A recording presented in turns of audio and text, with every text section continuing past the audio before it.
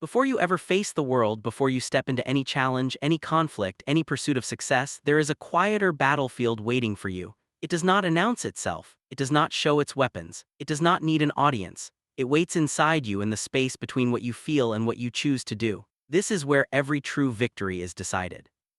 I learned that most people lose long before they ever step forward. They lose in the moment they allow their thoughts to run without direction, their emotions to take the lead, their impulses to decide their path. They believe the world is what defeats them, but the truth is simpler and harder to accept. They defeat themselves first. When I sit in stillness, I listen to what rises inside me. There's always a voice that wants comfort, a voice that says, "You have done enough, you deserve to rest, you can wait until tomorrow." This voice is not cruel, it sounds kind, it sounds reasonable. That is why it is dangerous. If you follow it every time, your life becomes a long series of delays that feel gentle in the moment and heavy in the end. So I do not silence this voice, I let it speak, I acknowledge it, and then I choose whether it will lead or follow. This choice is the beginning of mastery. You are not your first thought, you are the one who decides what to do with it. There were days when anger rose in me like fire. Someone's words, someone's actions, someone's disrespect would spark it. I could feel my body tense, my breath short, and my mind narrow. In those moments, I saw how easily a person can be pulled out of their own center. One careless moment, and all your discipline, all your training, all your calm can be handed over to someone else's behavior. So I learned to pause, not to suppress what I felt, but to create a space between feeling and action. In that space, I could see the situation clearly. I could ask myself a simple question: does reacting serve my path or does it pull me away from it? Most of the time, the answer was obvious. Reaction gives power to the moment. Deliberate action keeps power with you. This is not about becoming cold or indifferent. It is about becoming steady. When you are steady, you can feel deeply without being dragged by what you feel. You can care without losing control. You can face conflict without becoming consumed by it.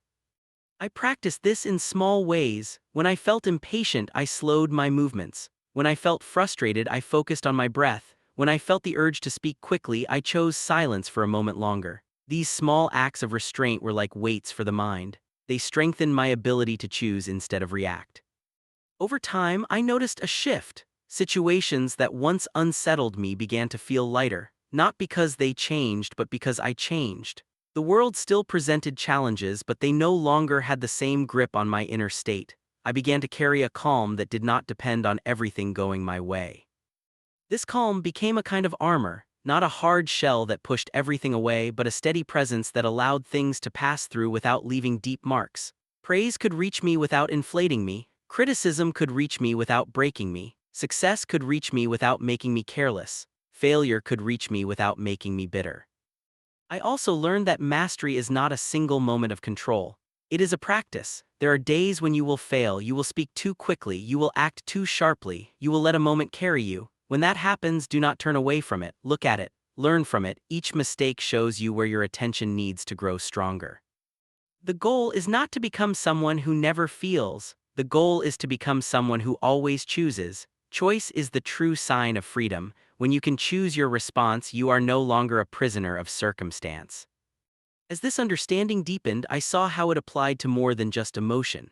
It applied to desire, to ambition, to fear. When I wanted something badly, I asked myself why. Was it aligned with my path, or was it simply attractive in the moment? When I felt afraid, I asked myself what I was really protecting. Was it my well-being or my comfort? These questions did not always make the next step easier, but they made it clearer. Clarity has a quiet strength. It does not rush you, it does not push you, it simply stands in front of you and waits for you to walk toward it. I noticed that people often try to control the world because they feel out of control inside. They chase certainty, security, and dominance, hoping it will bring them peace, but peace built on external conditions is fragile. The moment those conditions change, the peace disappears. When peace is built inside, it moves with you. This is what it means to win the inner battle. It means you are not constantly at war with yourself. Your actions and your values move in the same direction. Your words and your intentions do not pull apart. This alignment creates a quiet power. You do not need to announce it. Others feel it when they stand near you. In moments of pressure, when others rush, you remain deliberate. In moments of confusion, when others scatter, you remain focused. This does not make you superior, it makes you reliable. And reliability in a world of constant change is a rare form of strength. I learned to treat each day as another opportunity to practice this, not in grand tests but in ordinary moments. How you respond to a delay, how you speak to someone who challenges you, how you handle a task that feels beneath you. These moments may seem small, but they are the training ground for everything larger that will come. If you can remain composed in the small things, you build the capacity to remain composed in the big ones. If you can choose patience in a minor irritation, you strengthen your ability to choose wisdom in a major conflict. The scale may change, but the skill is the same. As this way of living becomes natural, you will notice something else. The world begins to feel less threatening, not because it has become kinder, but because you have become steadier. You trust yourself to face what comes. That trust is not loud, it is not dramatic, it is quiet and deep like a strong current beneath a calm surface. And when you walk with that current inside you, every step forward becomes more than movement. It becomes a decision you stand behind. When you decide to walk this path, you must understand that strength is not built in moments of excitement. It is built in the long, quiet hours when no one is watching, when there is no applause, when there is nothing to gain except the knowledge that you did not abandon yourself. Most people believe power comes from bold actions in front of others. They chase moments that look impressive, but true power grows in the unseen, in the discipline you keep when the world offers you every reason to let go. I learned early that comfort is a clever enemy. It does not attack you, it invites you. It offers warmth, ease, and the promise that you can rest just a little longer. It tells you that there will always be another day to become better. And so people sit down not realizing they have chosen to stay where they are. They mistake stillness for peace, and in doing so they trade their potential for a temporary sense of ease. There were mornings when my body felt heavy, when the air felt cold, when every part of me wanted to remain where I was. In those moments I listened closely to what that desire was really saying. It was not saying I needed rest. It was saying I wanted to avoid effort. I wanted to avoid the discomfort of growth. So I stood up anyway, not because I felt strong, but because I chose to be. This is the difference that changes everything. You do not wait to feel ready, you act and readiness follows. You do not wait to feel disciplined, you practice and discipline appears. The body and the mind learn through movement, not through promises. As I trained, I began to see that every challenge was a teacher. The weight in my arms, the ache in my legs, the sharpness in my breath were not obstacles, they were messages. They told me where I was weak. They showed me where my attention wandered. They revealed the limits I had accepted without questioning. And once a limit is revealed, it no longer has the same power over you. People often ask how to become fearless. I tell them that fear does not disappear, it changes shape.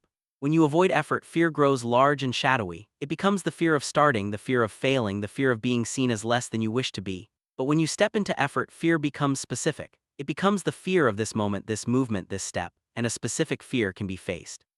So I faced it again and again in small ways. I chose the harder path when an easier one was offered. I chose to refine a skill when I could have moved on. I chose to repeat what I already knew until it became part of me, not just something I could perform when I felt confident. This repetition was not glamorous, it was often dull, but in that dullness something important happened. My actions stopped depending on my mood. Whether I felt inspired or tired, the work remained the same. This is where consistency is born, not from motivation but from commitment. Over time, I noticed how this way of living began to shape my mind. I became less interested in quick victories and more interested in lasting strength. I stopped measuring my progress by how I felt in a single day and started measuring it by who I was becoming over many days. There were moments when I stumbled, times when I chose ease over effort, when I allowed myself to drift. I did not punish myself for this, I observed it. I asked what led me there. Was I careless with my time? Was I distracted by what others were doing? Was I chasing approval instead of mastery? Each answer pointed me back to the path. I also learned that discipline is not about denying yourself all joy. It is about choosing which joys are worth keeping. There is a pleasure in comfort that fades quickly. There is a deeper satisfaction in progress that stays with you. When you complete a task you wanted to avoid, when you refine a skill you once struggled with, when you stand firm in a moment you would have escaped before, you feel a quiet pride. It does not shout, it settles into you. This pride is not arrogance. It does not come from comparing yourself to others. It comes from knowing you honored your own standards. You kept a promise you made to yourself. That is a bond that, once strengthened, becomes hard to break. As I walked further, I saw how this discipline began to influence everything. How I spoke, how I listened, how I entered a room. There was a steadiness in my presence because I was no longer at the mercy of my own impulses. I did not need to prove myself in every moment. I did not need to react to every challenge. I could choose when to step forward and when to remain still. People sometimes mistake this stillness for distance. They think it means you do not care, but in truth, it means you care enough to be deliberate. You care enough not to waste your energy on what does not move you closer to your path. This way of living can feel lonely. When you choose effort over ease, you begin to walk at a different pace than most. You find fewer companions on the road, but those who remain are not there for comfort. They are there for the journey, and even when you walk alone, you are not empty. You are filled with purpose. I found that in solitude, my thoughts became clearer. Without constant noise, I could hear what truly mattered to me. I could see where I was drifting and where I was focused. Solitude was not an absence, it was a mirror. In that mirror, I saw both my strengths and my flaws. I did not turn away from either. I treated them both as materials to work with, strengths to refine, flaws to shape. This process never ends. There is no final moment where you can say, I am complete. The moment you believe that, you stop growing, and when you stop growing, you begin to fade even if your body keeps moving. So I continue to choose the path that asks more of me than I feel ready to give, not because I seek hardship for its own sake, but because I know what it produces. It produces a person who can stand in uncertainty without collapsing, a person who can face loss without losing themselves, a person who can meet success without being consumed by it. When you live this way, the world does not become easier, but you become capable, and there is a deep, steady confidence in knowing that whatever stands in front of you, you have trained yourself to meet it. Walk forward with that knowledge and let your discipline speak for you. There comes a moment on this path when you realize that the greatest battles are not fought with what you hold in your hands, but with what lives in your thoughts. You can sharpen a blade until it shines like water in the sun, but if your mind wavers, that blade will feel heavy. You can train your body until it obeys you without question, but if your attention drifts, your strength will scatter like dust in the wind. So I turned inward not to escape the world, but to face it more completely. At first, I believed that mastering myself meant controlling every thought, forcing my mind into silence. I learned quickly that this only created more noise. The mind resists being pushed. It tightens when you grip it too hard. Instead, I began to observe. I watched my thoughts like clouds passing across a wide sky. Some were dark, some were light, some moved quickly, some lingered. I did not chase them and I did not push them away. I simply noticed. In that noticing, something changed. The thoughts lost their power to drag me along. Fear still appeared, but it no longer decided my steps. Doubt still whispered, but it no longer chose my direction. I realized that you do not have to silence the voice inside you. You only have to stop giving it the authority to command you. This is where true calm is born, not the calm that comes from having no problems, but the calm that remains even when problems surround you. It is a stillness that does not depend on the world being kind. It depends on you being steady. There were days when everything felt uncertain. The road ahead was unclear. The outcomes of my efforts were unknown. In those moments, I could feel my mind reaching for something solid to hold. It wanted guarantees. It wanted assurance that the struggle would be worth it. But life does not offer such promises. It only offers you the chance to move forward anyway. So I practiced standing in that uncertainty. I let it wash over me like cold water. At first, it was uncomfortable. I wanted to retreat. I wanted to distract myself with small comforts, with noise, with anything that would take my attention away from the not knowing. But I stayed. And in staying, I found that the cold did not last forever. My body adjusted. My mind adapted. The uncertainty became less of a threat and more of a companion. I began to see that clarity does not come before action. It comes because of action. You move and the path reveals itself step by step. If you wait for the entire road to be visible, you will remain where you are. This understanding changed how I approached every challenge. Instead of asking, what if this fails? I asked, what will I learn if it does? Instead of asking, what will people think? I asked, what kind of person will I become by doing this? These questions do not remove fear, but they place it in its proper position. Fear becomes a signal, not a barrier. As I trained my mind this way, I noticed how much energy I had been wasting. Energy spent worrying about outcomes I could not control. Energy spent imagining conversations that never happened. Energy spent replaying moments that were already gone. I gathered that energy back and placed it where it belonged, in the present moment. The present is the only place where you can act. The past can teach you and the future can guide you, but only now can you move. When you learn to stay here fully, the world becomes sharper. You notice details you once missed, the sound of your breath, the rhythm of your steps, the subtle shift in the air before a change. This awareness is not just for training or for moments of conflict. It is for life itself. When you are present, you listen more deeply, you speak more deliberately, you choose your actions instead of reacting to what is thrown at you, you become less predictable not because you are chaotic but because you are conscious. People often believe that strength means being hard, unyielding like stone, but stone cracks under enough pressure. I learned to be more like water. Water does not resist, it adapts, it flows around obstacles, it finds its way through the smallest openings, and over time it shapes even the hardest surfaces. This does not mean you become weak, it means you become flexible. You can bend without breaking. You can change without losing your essence. You can face new situations without clinging to old forms. There were times when my plans fell apart, when what I expected did not arrive, when the result I worked for slipped out of my hands. In the past, I would have clung to my disappointment, replaying what could have been. Now I let it go, not because it did not matter, but because holding onto it would not change it. Letting go is not forgetting, it is choosing not to be bound by what has already happened. It is freeing your hands so you can grasp what comes next. As this way of thinking settled into me, I felt a shift in how I carried myself. I no longer needed to announce my intentions. I no longer needed to defend my choices to every voice that questioned them. My actions became my answer. There is a quiet confidence that comes from this, not the loud kind that demands attention but the steady kind that does not need it. You walk into a space and you know who you are not looking for permission to be there.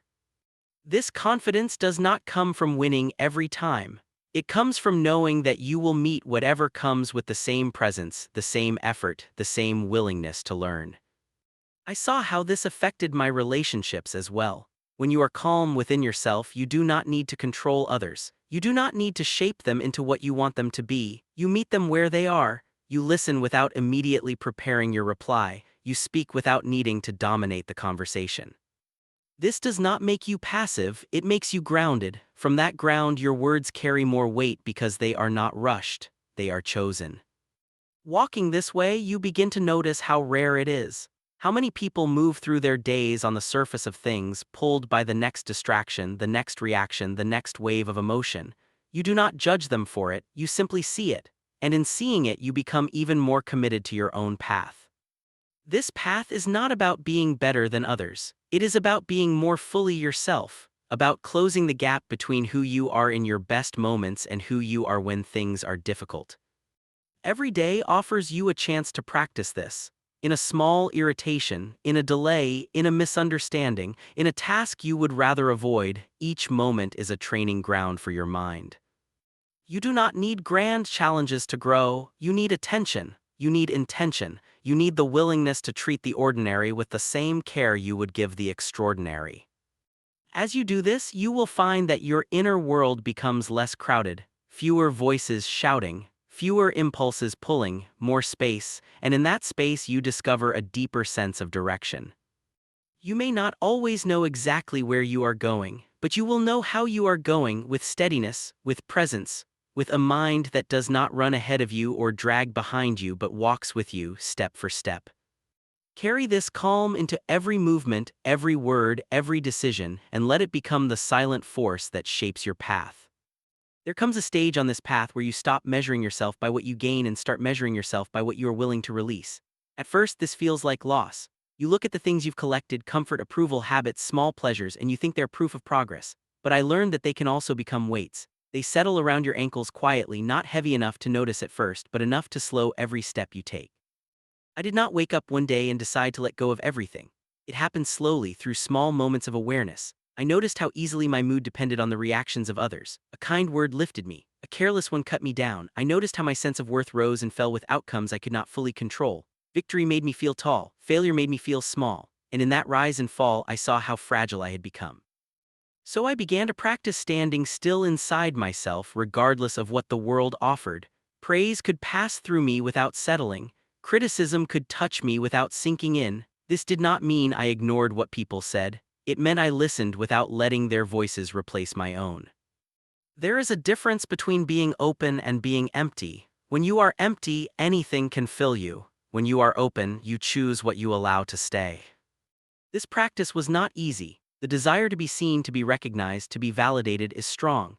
It pulls at you in quiet ways. It whispers that your effort only matters if someone notices. It suggests that your path is only real if others approve of it. I had to sit with that voice and question it. I asked myself, if no one ever knew what I did today, would it still be worth doing? At first, the answer was uncertain. Over time, it became clear. The work itself became the reward. The act of moving forward, of refining my skill, of sharpening my mind was enough. Everything else became a shadow, present but no longer solid. As I let go of the need for constant recognition, I found a deeper kind of freedom. I could choose my direction without constantly looking over my shoulder. I could take risks without calculating how they would be judged. I could fail without turning it into a story about my worth. This freedom also changed how I faced hardship. Before, difficulty felt like a sign that I had chosen the wrong path. Now, I saw it as a signal that I was walking a path that mattered. Easy roads rarely lead anywhere worth going. The resistance you feel is often the very thing that shapes you into someone capable of carrying what lies ahead. There were nights when exhaustion sat in my bones, when my body wanted rest and my mind wanted escape. In those moments, I did not argue with myself. I did not shout commands or force discipline like a whip. I spoke quietly. I reminded myself why I had started. I reminded myself of the person I was becoming, not the comfort I was giving up. This kind of self-talk is not about motivation in the loud sense. It is about alignment. It is about making sure that the voice guiding you forward is one you respect. As I continued, I noticed something subtle but powerful. The less I clung to outcomes, the more effective my actions became. When you are obsessed with winning, you tighten, you become rigid. Your movements lose their natural flow. But when you focus on the process, on the precision of each step, each choice, each breath, your actions become cleaner, more direct. This applies far beyond any single pursuit. In conversation, when you stop trying to impress, you listen more fully. In work, when you stop chasing approval, you focus more deeply. In challenges, when you stop fearing the result, you engage more completely. Letting go is not a single act. It is a practice you return to again and again. Each day offers something new to release: an old resentment, a familiar excuse, a comfortable routine that no longer serves you. You do not have to tear these things away, you simply loosen your grip. I learned to ask myself simple questions. Is this helping me move forward, or is it helping me stay the same? Am I holding this because it strengthens me or because it is familiar? These questions cut through many illusions. They reveal where you are choosing comfort over growth, even in small ways. As this awareness grew, my sense of identity began to shift. I stopped defining myself by roles, by labels, by stories about who I was supposed to be. I began to see myself as a constant work in progress, not a finished form but a living one. This perspective brings humility. When you see yourself as always becoming, you are less defensive. You do not need to protect an image. You do not need to pretend you have everything figured out. You can admit when you are wrong. You can learn from anyone. You can change without feeling like you have betrayed who you were. There is strength in this, the kind of strength that does not come from being unmovable but from being adaptable. The world shifts, circumstances change, plans fall apart. If your identity is tied too tightly to any one form, you will break when that form is challenged. But if you see yourself as a process, you can flow with what comes. I also noticed how this way of living affected my sense of time. I stopped rushing through moments, always aiming for the next milestone. I began to inhabit the step I was on. The walk itself became meaningful, not just the destination. This does not mean losing ambition. It means refining it. Your aim becomes not just to arrive somewhere but to arrive as someone you respect. There were days when I looked back and saw how far I had come, not in terms of achievements but in terms of how I handled what came my way. Situations that once would have shaken me now passed through with less disturbance. Challenges that once felt overwhelming now felt like puzzles to be worked through, one piece at a time. This is the quiet power that grows when you stop clinging. It does not announce itself, it does not seek attention, but it is there, steady, reliable, like the ground beneath your feet. And in this steadiness, you find something rare, a sense of being at home within yourself, not because everything is perfect, but because you trust your ability to meet whatever is not. Walk this way with hands open and mind clear, and let the path shape you as much as you shape the path. There comes a moment when you realize that strength is not something you show to the world, but something you build in the quiet places where no one is watching. I learned this not through grand victories or loud declarations, but through long stretches of solitude where the only witness to my effort was the rhythm of my own breath and the steady beat of my heart. When you walk alone, you hear your own thoughts more clearly. At first, they are loud, they complain, they doubt. They remind you of comfort you could be enjoying instead of this chosen hardship. They tell you that you have done enough for today, that tomorrow will be a better time to push further. If you listen to them without question, you will always find a reason to stop. So I began to treat my mind as I would treat an untrained companion on a difficult journey. I did not argue with it, I did not insult it, I simply kept walking. Each step was a lesson, each breath was a reminder that I could move forward even while doubt traveled beside me. There is a strange power in this. When you stop fighting your resistance and simply outpace it, it loses its authority. It becomes noise instead of command. In those quiet hours, I discovered how much of what people call motivation is really just emotion. It rises and falls like the weather. You cannot build a life on something that changes so easily. What you need is a deeper current, something that flows even when the surface is calm or stormy. That current is commitment, not to a goal but to a way of being. I committed to showing up not because I felt inspired but because it was who I chose to become. Over time, this choice stopped feeling heavy. It became natural, like breathing. The world often teaches you to wait for the right moment, the right mood, the right conditions. I learned to move regardless. There will always be reasons to delay. There will always be voices, both inside and outside, suggesting that now is not the time. If you obey them, your life becomes a series of preparations that never lead to action. So I practiced acting in small, consistent ways. Not heroic efforts, not dramatic changes, just simple, deliberate steps taken every day. The power of this approach is subtle. You do not notice it at first, but over time those steps add up. They shape your habits shape your character, and your character shapes your fate. In solitude, you also meet your fears without distraction. There is no crowd to impress, no noise to drown them out. They stand in front of you, clear and unhidden. The fear of being alone, the fear of failing, the fear of not being enough. I did not try to eliminate these fears. I let them walk with me. I let them show me where I was still attached to outcomes, to approval, to certainty. Each fear pointed to something I believed I needed in order to feel whole. And each time I faced one and kept moving anyway, that belief loosened its grip. There is a kind of loneliness that comes with this path, not the loneliness of being abandoned, but the loneliness of choosing not to follow the crowd.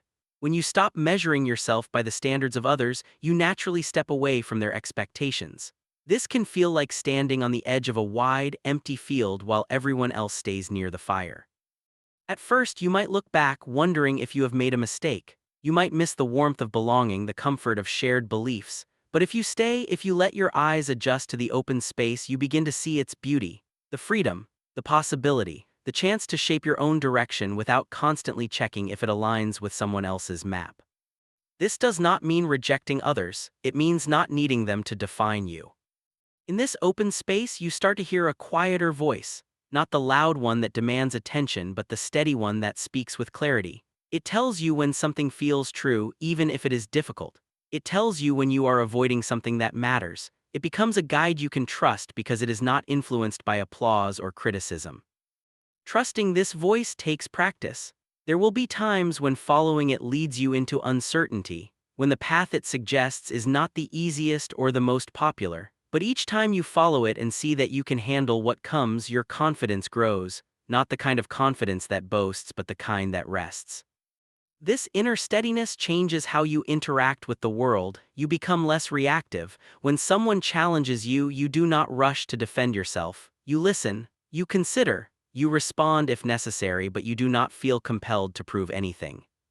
This is a form of power that many do not recognize because it does not announce itself. It does not dominate, it does not demand, it simply stands unshaken.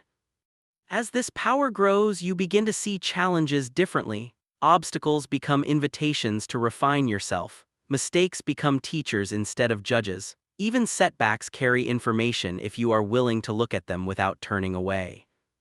There were times when I fell short of my own standards, when I chose the easier path instead of the right one. In those moments, I did not punish myself. I observed, I asked what led me there. fatigue, distraction, fear, each answer revealed something I could strengthen. This approach keeps you moving forward without turning your journey into a battle against yourself. You become both the student and the guide, learning and teaching in the same breath. Over time, you may notice that the things you once chased, recognition, comfort, certainty, no longer hold the same appeal, not because you reject them, but because you have found something more stable, a sense of alignment between what you believe and how you act. This alignment brings a quiet satisfaction that does not depend on external conditions. You can experience it in effort as much as in success, in solitude as much as in company. It becomes a companion that stays with you regardless of where you go. And when you walk with this companion, your steps become lighter even on the hardest ground. You know why you are there, you know who you are becoming, and you no longer need the world to confirm it for you.